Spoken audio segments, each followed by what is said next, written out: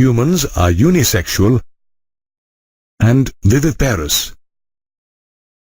The major reproductive organs include the external genitalia, like the penis in males and the vulva in females, along with a number of internal organs including the gamete-producing gonads like the testicles in males and the ovaries in females. Let us learn about the organs of the male reproductive system. The male reproductive system is located in the pelvic region. It includes the testes, accessory ducts, accessory glands, and external genitalia. The testes are covered by a sac-like protuberance of skin and muscles called the scrotum. The scrotum lies between the penis and the anus. The testes need to be at a temperature of 2 to 2.5 degrees less than the body temperature to produce sperms. Hence, the scrotum is outside the body and has a temperature lower than the body. The testes are oval in shape, with a length of about 4 to 5 centimeters and a width of about 2 to 3 centimeters. The testes are surrounded by a tough connective tissue capsule called the tunica albuginea. Each testes has 250 compartments called testicular lobules. Each lobule, in turn, contains 1 to 3 highly coiled seminiferous tubules.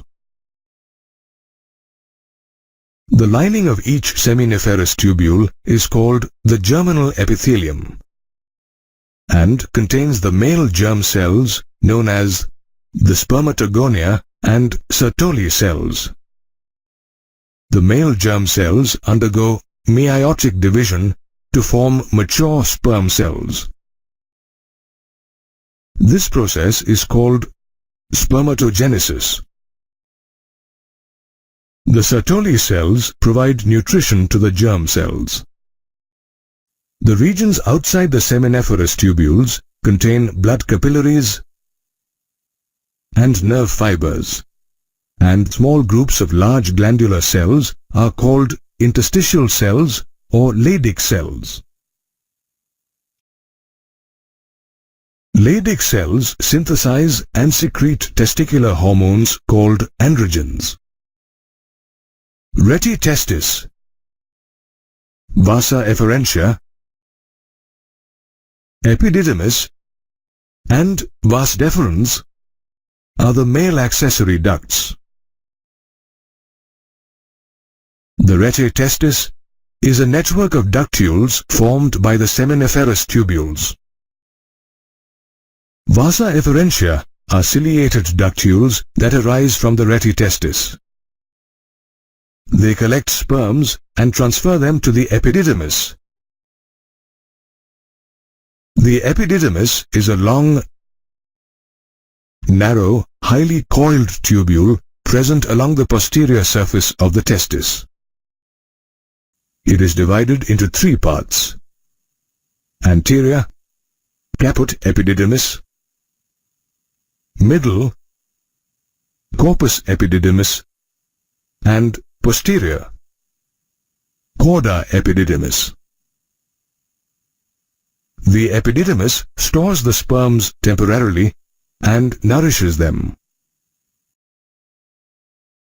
The epididymis leads to vas deferens that ascends into the abdomen and curves around the ureter and loops over the urinary bladder. It extends backwards and receives the duct from the seminal vesicle and finally opens into the urethra as an ejaculatory duct. The neck of the urinary bladder, ejaculatory duct, and prostate gland open into the urethra or urinogenital canal. The urethra extends through the penis to its external opening called the urethral meatus or urinogenital aperture. The urethra is the common passage for urine and semen. The male accessory glands include a pair of seminal vesicles, a prostate, and a pair of bulbourethral glands. They secrete seminal fluid that contains fructose and prostaglandins. The prostate gland is present at the base of the urinary bladder around the base of the seminal vesicle.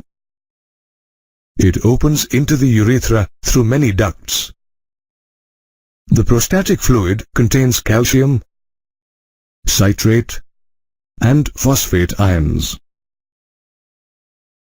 The bulbourethral glands or Cowper's glands are pea-sized structures lying posterior to the prostate gland and at the base of the penis. Their secretions help in the lubrication of the penis. The external genitalia in males is called the penis. The penis is a copulatory organ and is covered by a loose sheath of skin. The skin that hangs over the tip of the penis is known as the prepuce or foreskin. It is made up of special tissues like corpora cavernosa and corpus spongiosum. The tip of the penis, covered by the prepuce, is called the glans penis. The penis, urethra, vas deferens, and Cowper's gland together help in copulation and in the deposition of sperm within the female. The female reproductive system includes the ovaries, oviducts, uterus, cervix, vagina, and the external genitalia located in the pelvic region. Along with a pair of mammary glands, it supports the process of ovulation, fertilization, pregnancy, childbirth, and child care. Let us study each organ in detail. The female reproductive system includes a pair of ovaries located one on each side of the lower abdomen. They are the primary sex organs as they produce the ovum or the female gamete. Each ovary is about 2 to 4 centimeters in length. They are connected to the pelvic wall and the uterus by ligaments called mesovarium. Each ovary is covered by an outer thin layer called the germinal epithelium.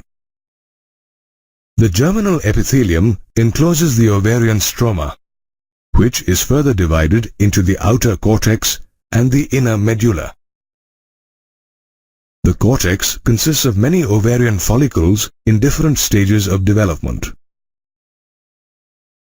The ovarian follicle is the basic unit of the female reproductive system and is composed of roughly spherical aggregations of cells found in the ovary. The accessory ducts of the female reproductive system are the vagina, oviducts, and the uterus. The pair of oviducts or fallopian tubes is about 10 to 12 centimeters long and extends from the periphery of each ovary to the uterus. Each oviduct is differentiated into 3 parts, namely the infundibulum, ampulla, and isthmus. The infundibulum is a dilated funnel close to the ovary, and its edges are surrounded by finger-like projections called the fimbriae. They help collect and push the ovum into the oviduct after ovulation. The ampulla is the swollen and curved part behind the infundibulum. The fertilization of the ovum takes place in this part. The isthmus is a narrow and straight cavity, and it joins the uterus. The uterus is a hollow, pear-shaped muscular organ and is highly distensible. It is situated in the pelvic cavity between the urinary bladder and the rectum. It is also known as the womb. It is supported by ligaments attached to the pelvic wall, known as mesometrium. The uterus opens into the vagina through a narrow cervix. The cavity of the cervix is called the cervical canal, which, along with the vagina, forms the birth canal. The wall of the uterus is composed of 3 layers of tissues. The outer thin membranous layer is called the perimetrium. The middle thick layer of smooth muscle is called the myometrium, and it helps during delivery by producing strong contraction motions. The inner glandular layer is called the endometrium, and it undergoes cyclical changes during the menstrual cycle. The vagina is a muscular tube starting from the lower end of the uterus up to the outside. The opening of the vagina in young females is partially covered by a thin membrane called the hymen. The hymen is frequently ruptured in childhood due to strenuous physical exercise. The female external genitalia includes the mons pubis, labia majora, labia minora, and the clitoris. The labia majora consists of fleshy folds of tissue that extends down from the mons pubis and surrounds the vaginal opening. Hidden under the labia majora is the labia minora. Towards its upper end lies the clitoris, a small finger-like structure, and below it is the urethral opening. The female reproductive system is supported by the mammary glands. The mammary glands or breasts are modified sweat glands that lie over the pectoral muscles. They contain glandular tissues and a variable amount of fat. Internally, each breast is divided into 15 to 20 mammary lobes containing clusters of cells called the alveoli. The alveoli open into the mammary tubules. The tubules of each lobe join to form the mammary duct. Several ducts join to form a wider ampulla, which is connected to the lactiferous duct. The lactiferous duct opens out through the nipple from which milk is sucked out. There are 3 phases in the life of a living organism: juvenile, reproductive, and senescence. During the reproductive phase, organisms give birth to offspring. Interestingly, most organisms display certain morphological and physiological changes during the reproductive phase. Human females, for instance, experience the menstrual cycle, which is defined as cyclical changes in the genital system during the reproductive phase.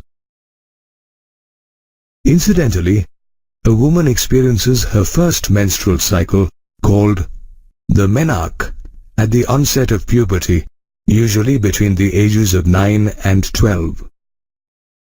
Occurring approximately every 28 days,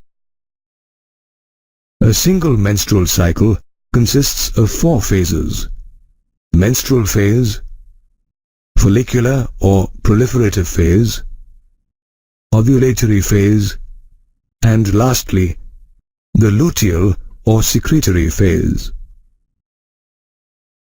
Each phase of the menstrual cycle is marked by simultaneous changes in the uterus, ovary, and the secretion of hormones.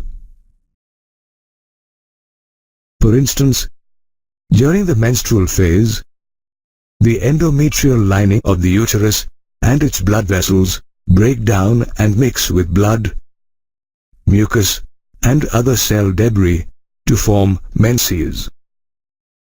The menses are discharged through the vagina as menstruation or menstrual flow, which, lasts for 3 to 5 days from the beginning of the menstrual cycle. Interestingly, the absence of menstruation indicates pregnancy or ovarian disorders such as polycystic ovarian disorder, or even factors such as stress and ill health. The menstrual phase is followed by the follicular phase, which occurs between days 6 and 14 of the menstrual cycle.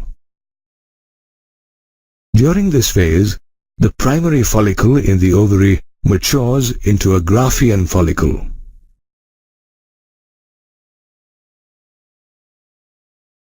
Simultaneously, the endometrium undergoes proliferation, a process of regeneration which results in the formation of a new, thick endometrium. The follicular phase is followed by the ovulatory phase, which occurs during the middle of each menstrual cycle. During this phase, the Graafian follicle ruptures to release an ovum or egg cell into the pelvic cavity in a process called ovulation. The ovulatory phase is succeeded by the luteal or secretory phase, the last phase of the menstrual cycle, which occurs between days 16 and 28 of the menstrual cycle. This phase sees the transformation of the remaining Graafian follicle into a yellow mass called the corpus luteum. The endometrium too thickens, and its blood vessels become coiled and enlarged. Interestingly, the endometrium and corpus luteum play a vital role during the early stages of conception. For instance, a fertilized egg gets embedded in the endometrium and derives nourishment from it. The corpus luteum, on the other hand, starts secreting progesterone that helps maintain the endometrium and encourages the growth of the developing embryo. Conversely, in the absence of fertilization, the corpus luteum degenerates and triggers the breakdown of the endometrium.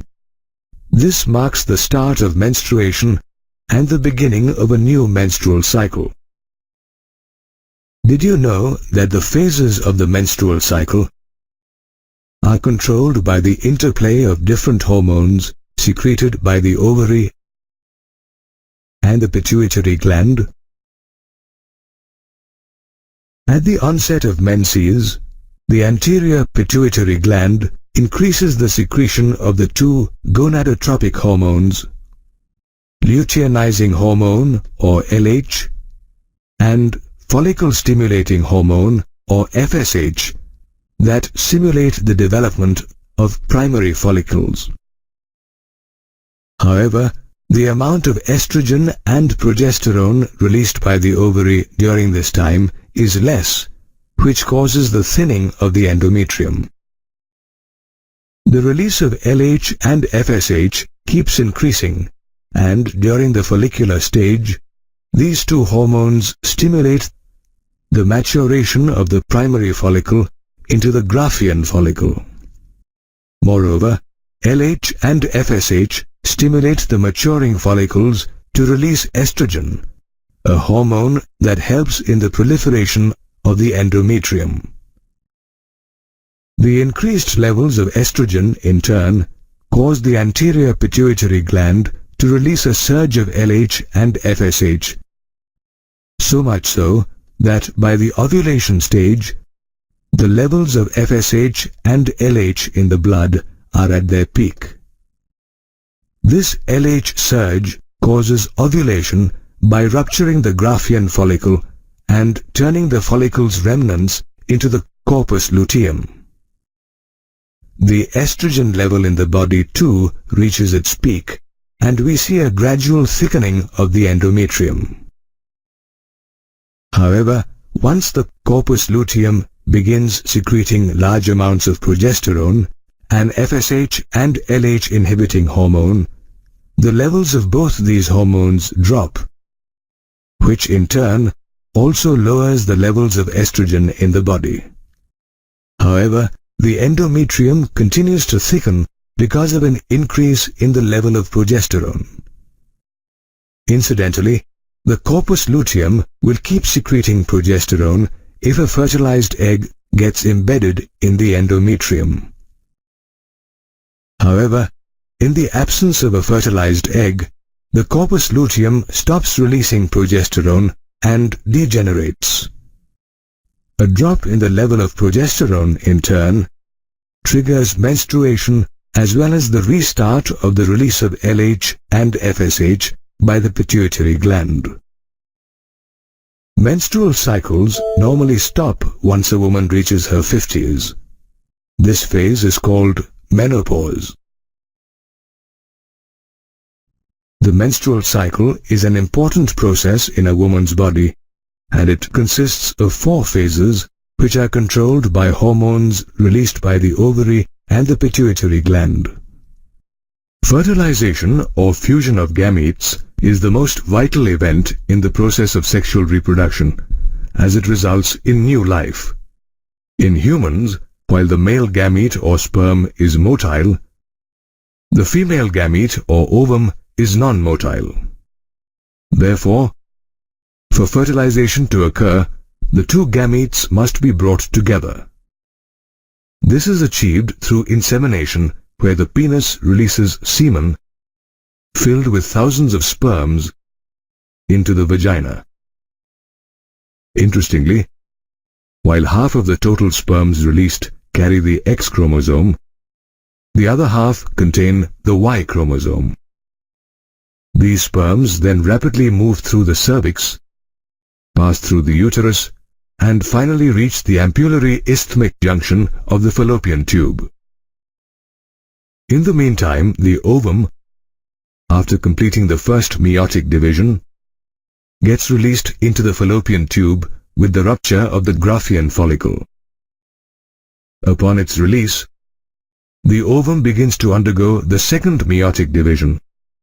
However, the division does not go beyond the first phase. Interestingly, the ovum contains only the X chromosome. Studies have shown that the ovum is filled with cytoplasm called the yolk or vitellus, surrounded by a membrane called the vitelline membrane. The vitelline membrane is ensconced in another membrane called zona pellucida. However, there is some space between the zona pellucida and the vitelline membrane, which is called the perivitelline space. Surrounding the zona pellucida is a layer of granulosa cells called the cells of corona radiata. The ovum present in the fallopian tube now starts drifting towards the uterus. Once it reaches the ampullary isthmic junction, the ovum gets bombarded by several thousand sperms. However, only one sperm penetrates the zona pellucida and initiates the fertilization process. Moreover, this penetrating sperm induces the zona pellucida to stiffen, which prevents other sperms from entering the ovum. After gaining entry through the zona pellucida, the acrosome present over the sperm's nucleus starts secreting enzymes that aids the sperm head to get through the ovum's cytoplasm while the sperm sheds its tail. The fertilized egg now resumes the remaining phases of the second meiotic division. However, this division, being unequal, results in the formation of two unequal bodies, a haploid ovum called ootid and a second polar body. While the second polar body degenerates, the ootid and the haploid nucleus of the sperm fuse together to form a diploid zygote. Did you know that the sex of the zygote is decided at the time of fertilization? If the ovum is fertilized by a sperm containing the X chromosome, the resulting zygote contains XX chromosome, and would develop into a female. However, if a sperm containing the Y chromosome fertilizes the ovum, the resultant XY zygote develops into a male. Thus, it is the sperm that decides the sex of the fetus. A little more than a day after its formation, the zygote starts moving down the fallopian tube. Simultaneously, the zygote also undergoes mitotic division, and with each successive division, the number of daughter cells doubles. This division is termed as cleavage, while the resultant daughter cells are called blastomeres. About 3 days after fertilization, the zygote contains nearly 8 to 16 cells and is called a morula. Over a period of 2 days, the morula descends down into the uterus and transforms itself into a blastocyst, a hollow ball composed of about 100 blastomeres, which are arranged in 2 layers. The outer layer, called the trophoblast, eventually gives rise to the placenta, while the inner layer, consisting of a group of cells called the inner cell mass, eventually differentiates to form the embryo. Interestingly, at the blastocyst stage, the zygote, now called the embryo, gets attached to the uterus as the trophoblast grows outwards and penetrates the endometrial lining of the uterus. In response, the endometrial cells divide and start surrounding the blastocyst. This causes the blastocyst to sink and get implanted into the uterus. Once implantation has occurred, pregnancy gets initiated.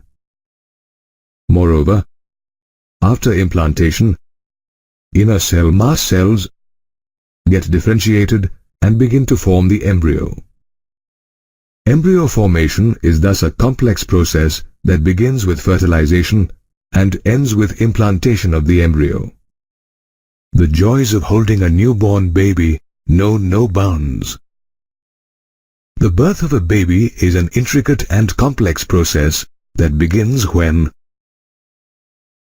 the zygote undergoes cleavage and develops into a blastocyst, a hollow ball consisting of a trophoblast, an inner cell mass, and a cavity called blastocele. As the trophoblast grows outwards and penetrates the endometrial lining of the uterus, the blastocyst, with a developing embryo, gets implanted in the uterus and pregnancy is initiated. After implantation, the trophoblast grows further, which causes the blastocyst to sink in and get covered by the cells of the uterus. As the blastocyst sinks further into the uterus, finger-like projections called chorionic villi start appearing on the trophoblast. As the chorionic villi grow further, they interlock with uterine tissues to form the placenta, a structural and functional unit between the developing embryo and maternal body.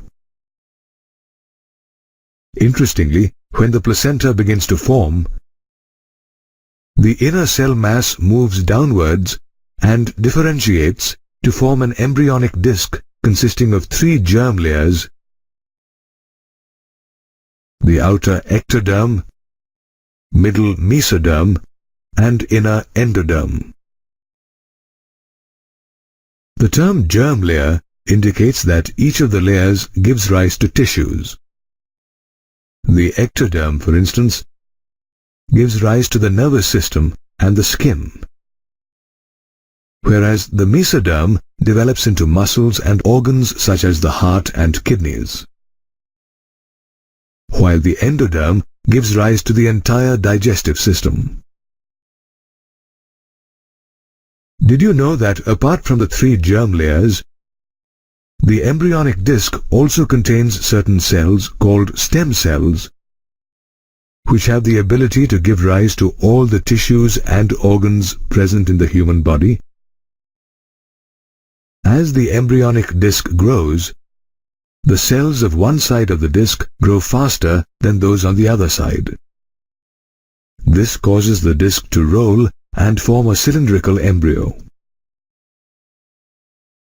Initially, this embryo is attached to the placenta, but as it starts to develop, it moves away from the placenta and remains connected to it via an umbilical cord. The placenta is an important structure that supplies the embryo with oxygen, nutrients, and hormones, as well as carries waste products from the embryo back to the mother. The embryo stays inside the uterus for 9 months, which is called the gestation period. During this period, the embryo undergoes several developments. By the end of the first month, the embryo develops a heart, while the end of the second month marks the transition of an embryo to a fetus with developing fetal limbs and digits. And by the end of the third month, most of the organs are already formed. Another 4 months and the fetus is rapidly gaining weight and its bones get stronger. By the beginning of the 9th month, the fetus is fully developed and assumes the position it will take during delivery. Interestingly, while the fetus is undergoing several developmental changes, the mother's body too is undergoing several hormonal changes. The ovary, for example, starts secreting a hormone called relaxin.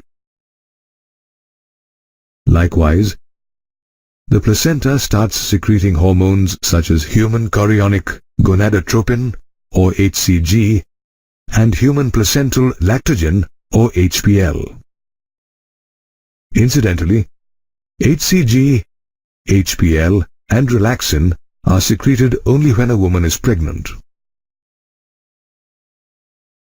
Apart from the secretion of these hormones, the levels of other hormones such as estrogen, progestogen, cortisol, prolactin, and thyroxine also rise rapidly in a pregnant woman's body. These hormones support the growth of the fetus as well as maintain the pregnancy. Increased levels of progestogen and estrogen, for instance, put the menstrual cycle on hold and prevent the shedding of the uterine lining, which is embedded with the developing fetus. Hormonal changes also cause the cells of the mother's mammary glands to differentiate, resulting in these glands producing milk by a process called lactation towards the end of pregnancy. Did you know that at the end of the gestation period, the fetus as well as the placenta starts secreting hormones that set in motion mild uterine contractions called the fetal ejection reflex? These contractions in turn act on the mother's pituitary gland that now starts secreting oxytocin, a hormone that causes stronger uterine contractions. The simultaneous uterine contractions and oxytocin release makes the contractions stronger with every passing minute and ultimately results in the expulsion of the baby from the mother's uterus. This process of delivery of the fetus is called parturition. Immediately after the birth of the baby, the placenta is expelled from the uterus.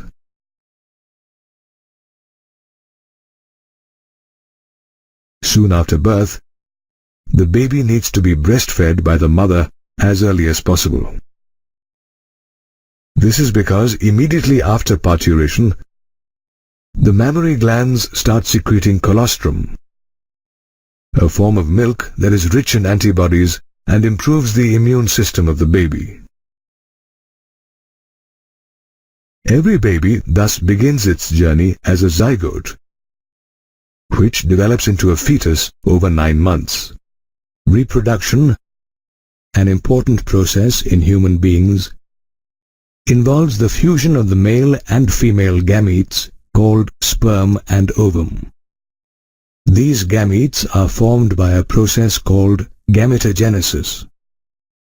In males, the process of gametogenesis occurs in the testes and is called spermatogenesis, whereas in females, gametogenesis is called oogenesis and occurs inside the ovary.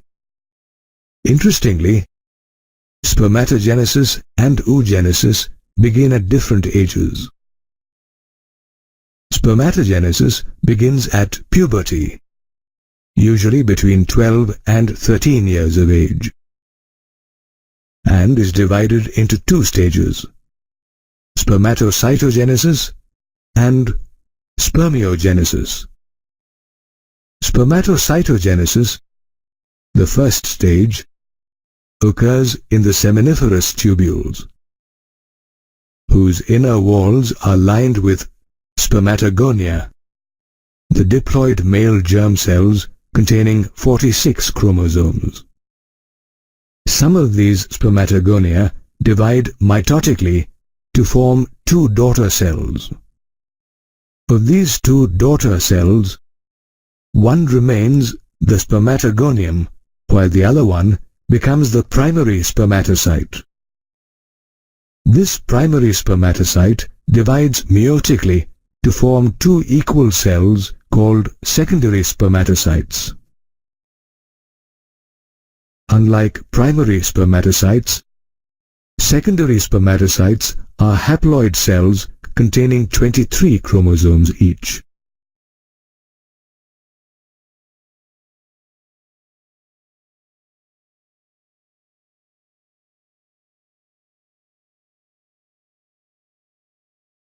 Spermatocytogenesis is succeeded by spermiogenesis, during which the spermatids differentiate into an elongated and tadpole-like spermatozoa or sperms. However, during this process, the heads of these sperms remain embedded in the Sertoli cells, which provide these developing sperms with nutrition. Post-spermiogenesis, non-motile sperms are released into the lumen of the seminiferous tubules by a process called spermiation. The lumen has testicular fluid that helps transport the non-motile sperm to the epididymis, where they mature and become motile. During ejaculation, sperm from the epididymis are transported via the vas deferens to the urethra in the penis. As the sperms pass through the different tubes, it mixes with fluids secreted by the seminal vesicles and prostate gland to form a mixture called semen, which is ejaculated by the penis. Did you know that semen released during a single ejaculation contains 200 to 300 million sperms? Microscopic studies have revealed that a typical sperm is covered by a plasma membrane and has 4 distinct parts: head, neck, a middle piece, and a tail. Inside the head lies an elongated haploid nucleus containing chromosomes. The anterior part of this nucleus is surrounded by acrosome, a cap-like structure filled with enzymes that help fertilize the ovum. The sperm's head is followed by its neck and middle piece, which is filled with mitochondria. These mitochondria break down glucose in the semen to produce ATP, an energy molecule that powers the movement of the sperm's tail.